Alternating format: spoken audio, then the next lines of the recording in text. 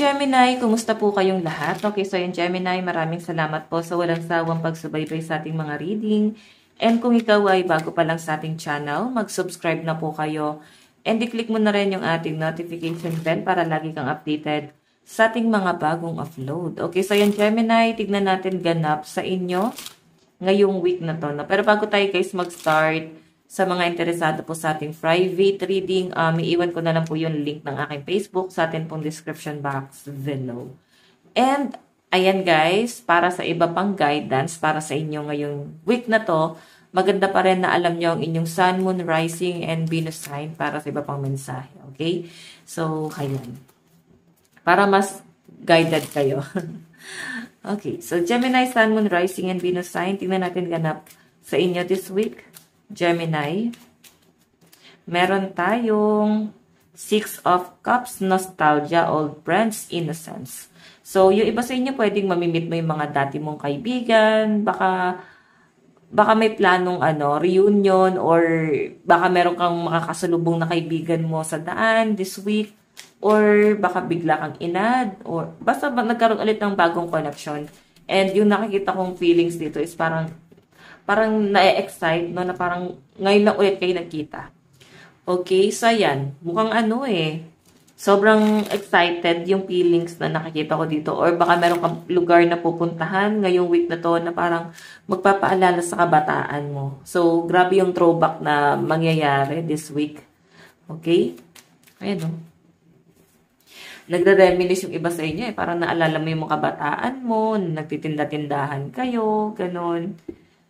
Okay, or pwedeng nakikita mo yan sa mga anak mo ngayon, or sa mga kabataan ngayon, or pwedeng nakukumpara mo na parang, dati ganito kami nung kabataan kami, tas ngayon ganito na sila. Totoo lang guys, iba na yung mga kabataan ngayon. Okay, iba na dahil nga namulat na sila sa gadget. Doon naabutan naman natin yung gadget, pero hindi naman tayo guys, parang tanda ko na. Pero hindi naman kasi tayo guys, yung parang, katulad noong araw na naabutan na natin yung gadget, pero hindi yung adik sa gadget, di ba? Iba yung mga kabataan talaga ngayon. Okay, talagang, ano ba tawag sa kanila ngayon? Beta lang yung naalala ko. Okay, ayan, nasa, ano pa ako guys? Millennial, ayan. Okay. Tignan natin. Gemini, Sun, Moon, Rising, and Venus sign. Meron tayong The Magician. Okay. Ano to? Resourcefulness, manifestation, make things happen. So, iba sa inyo guys, ayan, baka yung mga resources nyo, baka, ayan, baka nagpaplano kayong, mag-business. Meron kayong pinag-aaralan. Then, yung iba sa inyo, parang mas nape-pressure kayo sa mga responsibility nyo ngayon na hindi na talaga katulad ng dati na napakasimple lang ng buhay. Ngayon, ramdam na ramdam nyo, no? Ramdam na ramdam ng mga Gemini yung bigat ng responsibilidad habang nagkakaedad. So, ayun, no? Dati napakasimple lang ng buhay. Ngayon, talagang stress kayo. Okay? Meron ako nakitang iniisip ng mga Gemini dito yung kanilang kaperahan. Para siguro sa kanilang mga anak, para sa mga responsibility, lalo na sa mga magulang dito, guys. Sa totoo lang, ang hirap maging magulang. Kaya yung iba, isa, dalawa lang ang inaanak. Diba? Hindi na kagaya dati na paramihan ng anak. Yan, uso pa ba paramihan ngayon? Para kasing pauntian yung iba patagalan mag-asawa. No, sabi ko sa inyo, guys, ibang-iba na yung mga kabataan ngayon. Sobrang mulat na sila. Okay, so ayan, yung energy mo daw this week is parang medyo stress, pagod. Masipag naman ng mga Gemini, pero nakikita ko yung pagod nyo. Minsan dumarating sa point na parang gusto mo na magpahinga, pero wala kang choice. Ganun yung pinapakita dyan, Gemini. Okay, tignan pa natin. Okay, tignan pa natin, Gemini.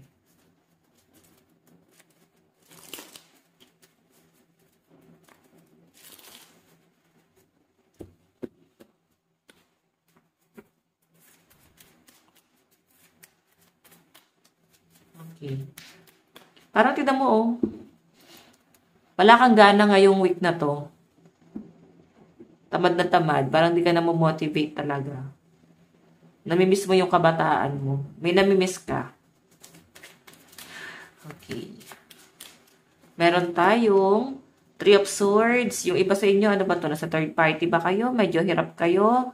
Pwedeng eto ha, baka nasa third party ka, din parang kaya hindi ka na motivate. Pwedeng habang nagtatrabaho ka, sobrang naapektuhan yung yung trabaho mo dahil meron kang personal na problema na nadadala mo ngayon sa career mo, okay? So, Three of Swords, ang nakikita ko dito, ayan, may mga Gemini dito na parang broken-hearted. Yung iba sa inyo naman, guys, pwedeng hindi naman broken-hearted, pwedeng nagkakasakit, pwedeng may trauma, pwedeng patungkol sa pamilya, pwedeng nandun pa rin yung trauma, nandun pa rin yung nagigilty, pwedeng may nagigilty rito kasi parang sinira niya yung pamilya niya parang ganon. Pwedeng ikaw tong single mom or single dad, pero pwedeng partner mo yung siya yung sumuko dun sa pamilya nyo. Then, I think siya yung parang nagigilty rito. Bakit niya hinayaan yung sarili niya na masira niya, no? Or humantong kayo sa ganitong klase ng sitwasyon. So, nakakita ko guys na parang sobrang nagigilty tong person na to. Okay? As in, namimiss ka nito. Siguro kababata mo to, kaya siguro lumalabas to. Okay? Kababata, kapitbahay, or kilala mo na siya.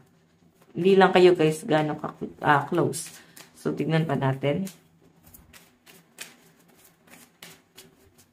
Meron tayong The Hangman.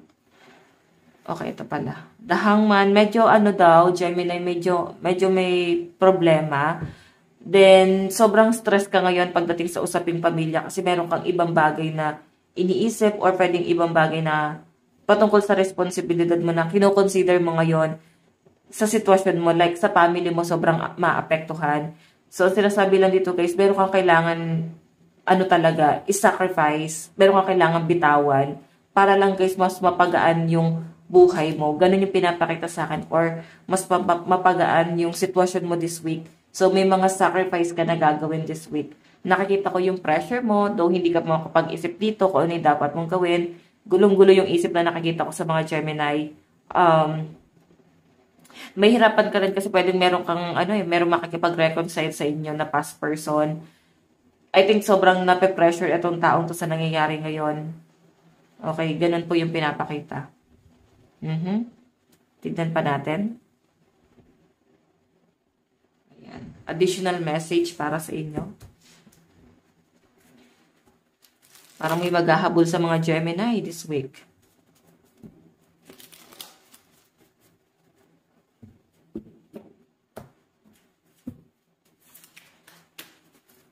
Okay.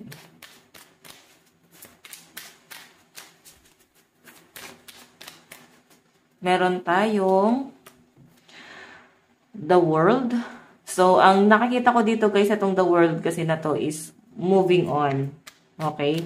Kailangan ng mag-move on. Kailangan ng, parang, ayun nga, i-release, no? May mga kailangan ka ng bitawan para mas mapagaan na yung pang-araw-araw na pamumuhay mo.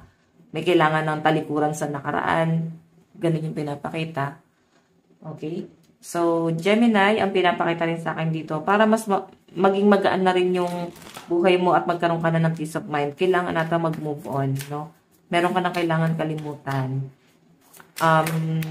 Kung nahihirapan ka, kailangan mo nang tanggapin yung bagay niya. Kaya sabi nila, acceptance is the best way to move on. Pag hindi mo tanggapin isang bagay, hindi ka makaka-recover doon. Diba?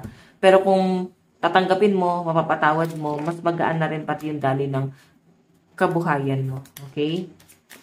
Meron tayong Knight of Pentacles. Pwede kasing napapaisip yung mga Gemini rito na parang ang bagal ng daloy ng pera mo. Pwedeng mabagal yung daloy ng pera ng person mo or pwedeng ikaw. Okay, may nakikita ko dito may usapin about abroad.